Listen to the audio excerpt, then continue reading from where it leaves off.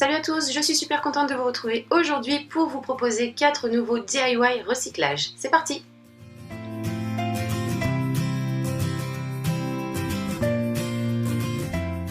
Pour réaliser ce porte-bijoux, on va avoir besoin d'une boîte de Pringles. On commence par supprimer cette partie de ce côté et le fond de ce côté, donc à l'aide d'un cutter. Et donc ensuite, on obtient un tube, tout simplement. On prend ensuite du papier cartonné imprimé, on y pose dessus notre tube et on trace le contour. On répète l'opération une seconde fois pour avoir 2 pièces en tout. Une fois que c'est fait, on va retracer des cercles autour des cercles que l'on vient de faire, donc en décalant le tout d'1 centimètre à peu près. Donc moi j'ai fait ça à main levée, mais vous pouvez vous aider d'un objet ou d'un compas par exemple.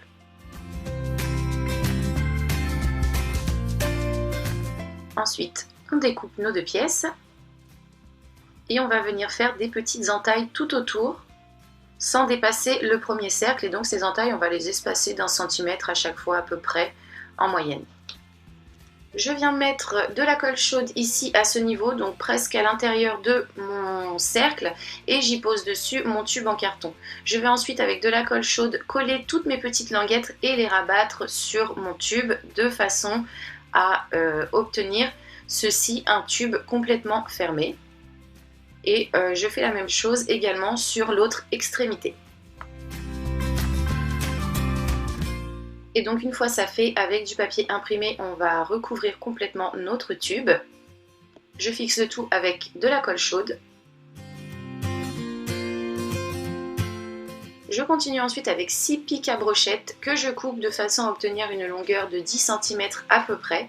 Donc ces petits bâtons, je les réunis, je les compacte bien les uns aux autres et je vais venir coller les extrémités avec de la colle chaude. Donc de façon à me retrouver du coup avec un gros pic en bois et non plus si petit. Donc je ne fais pas de trop gros pâtés de façon à ce que ça reste quand même assez discret. Donc voici ce que j'obtiens.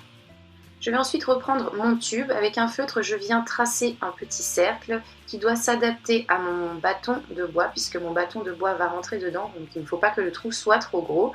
Et je le découpe avec mon cutter. On place le bâton dans le trou et avec notre colle chaude, on va venir coller tout ça, donc faire le tour du bâton avec la colle de façon à ce que ça ne bouge plus.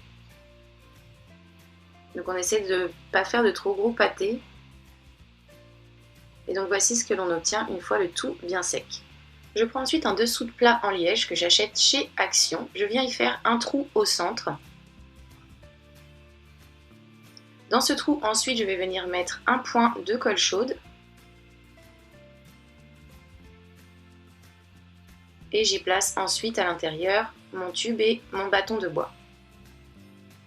Donc j'attends que ça sèche correctement, que ça refroidisse du coup pour que ça ne bouge plus. Ensuite je retourne ma pièce et je viens mettre de la colle de l'autre côté du trou. Donc je fais un truc assez plat et je vais en faire plein d'autres un petit peu partout de façon à obtenir quelque chose du style anti-dérapant. Donc c'est facultatif, mais je trouve ça plutôt pas mal. Et donc une fois que le tout a correctement refroidi, il ne reste plus qu'à placer nos petits bijoux dessus et voici le résultat. Je vous propose ensuite de réaliser un joli petit pot à crayon pailleté. Donc pour cela, on va recycler un pot de Nutella que l'on nettoie correctement et on va utiliser du vernis à ongles. Donc moi j'ai utilisé un top coat, un vernis de couleur et des paillettes. Donc du coup j'utilise le couvercle de mon pot de Nutella, j'y mets dedans mon vernis à ongles.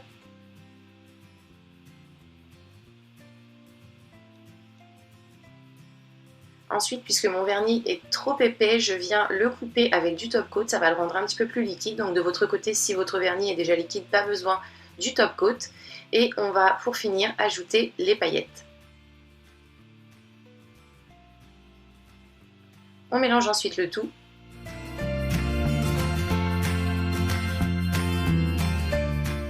Et il ne reste plus qu'à appliquer cette petite mixture à l'intérieur du verre. Donc moi je me mets à l'intérieur puisque je trouve ça plus agréable au toucher. Après faites en fonction de ce que vous voulez. Donc voici pour la première couche. C'est pas très joli, j'en ai donc réalisé une deuxième et comme vous pouvez le voir, le résultat est beaucoup mieux. On va donc laisser le tout sécher. Donc moi de mon côté, une fois le tout bien sec, ça ne bouge plus, c'est vraiment top. Et on peut également, si l'on souhaite, mais c'est facultatif, ajouter des petits granulés de polystyrène à l'intérieur du verre. Voici le résultat.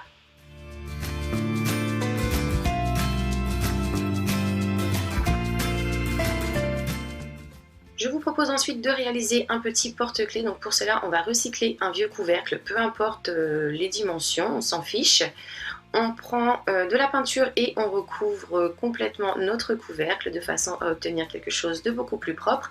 Et je continue ensuite pour ma part avec pochoir, peinture et tampon pour pouvoir réaliser mon petit texte. Donc j'ai écrit clé en anglais. De votre côté, vous pouvez faire vos dessins à main levée ou bien tout simplement en imprimer et en coller dessus.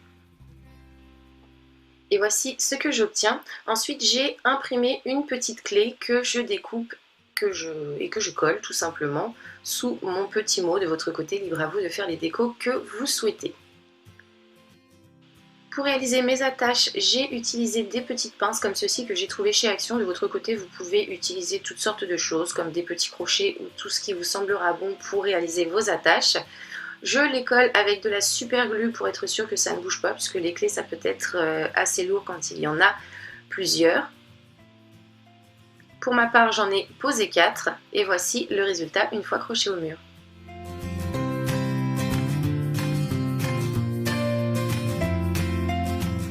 Pour finir, je vous propose de réaliser un petit sac à dos en recyclant tout simplement une petite boîte de céréales et en venant la décorer avec du masking tape. Donc le mien c'est du gros masking tape pailleté que j'ai trouvé chez Action. Vous pouvez bien entendu utiliser toutes sortes de matières comme du papier imprimé que vous viendrez coller dessus.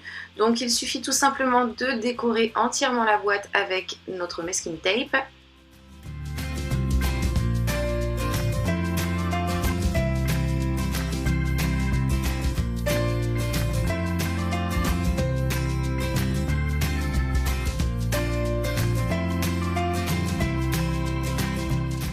De façon à obtenir ceci, donc nos petites languettes, on va les rentrer à l'intérieur et on va les fixer avec un point de colle-cheveux de façon à ce que ce soit beaucoup plus propre et que ça ne bouge plus comme ceci. Après ça, on va venir faire 2 trous de chaque côté de la boîte. On va y enfiler un petit morceau de cordelette que l'on va nouer à l'intérieur au niveau des extrémités pour que ça ne bouge plus. On répète l'opération de l'autre côté pour avoir bien entendu 2 petites poignées. Comme ceci. Et pour finir, on va tout simplement venir plier la boîte à ce niveau pour lui donner une plus jolie forme. Après, c'est en fonction de vos envies et de vos goûts. Moi, je préfère le faire pour ma part. Donc là, on peut voir que mon scotch ne tient pas beaucoup. Je vais tout simplement rajouter peut-être un petit peu de double face ou un petit point de colle pour que ça ne se sauve pas. J'ajoute également un petit détail comme un gros nœud comme ceci que j'ai trouvé chez Action et le tour est joué. J'ai réalisé très facilement une petite pochette cadeau avec quelque chose que j'allais jeter à la poubelle.